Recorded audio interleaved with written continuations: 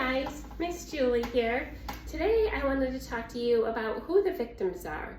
You know, we talk a lot about human trafficking, but I haven't done a video yet to let people know what does a victim even look like. Because I think because of Hollywood movies, a lot of people have this image that it's a white van that's going to show up and snatch your children off the side of the street and then they're gone.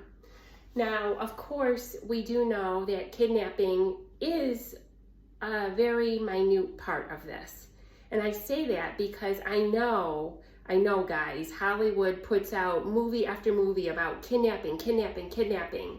But the reality is what we see here, especially in the United States of America, is a long, lengthy process of recruiting and grooming, and then that leads to the exploitation.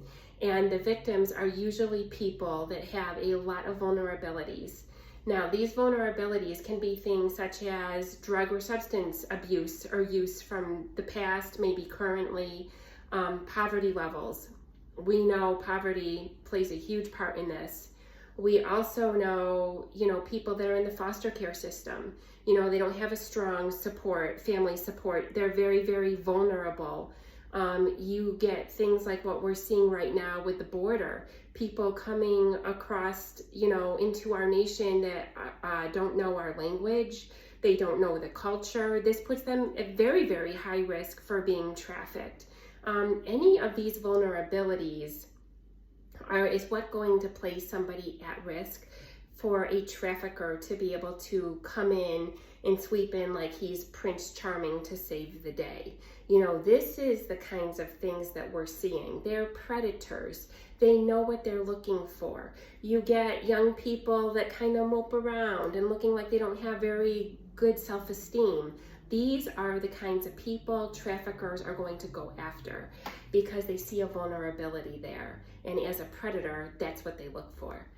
And so we do know that, especially, I have to talk about our rainbow babies, guys, because we see a lot of LGBTQ kiddos that are absolutely at very high risk for being trafficked. Now, normally, once again, it's that lack of support system, right? Parents don't necessarily like the lifestyle. They don't like watching what their kid is developing into, and so they shoo them out the door.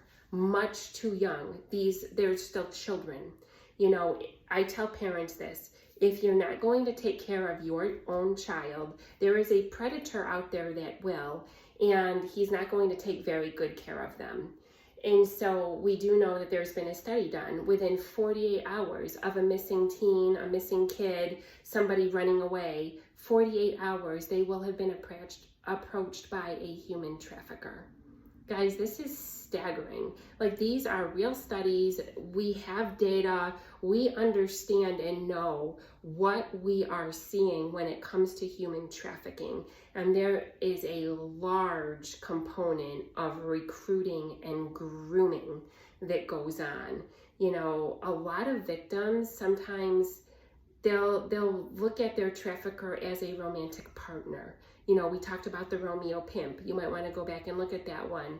But then we also know that we have the kinds of traffickers, which we're going to get into in more videos, but people like mothers, start selling out their children for drugs, alcohol, money, at a very young age. I mean, as a 12-year-old, this isn't a choice. Somebody's looking at this 16-year-old out on the street. Oh, they just decided to become a prostitute. No, they didn't. No, they didn't. At that age, you are so young. You're still a minor. You're dependent on people to take care of you. Predators do not take care of children, guys.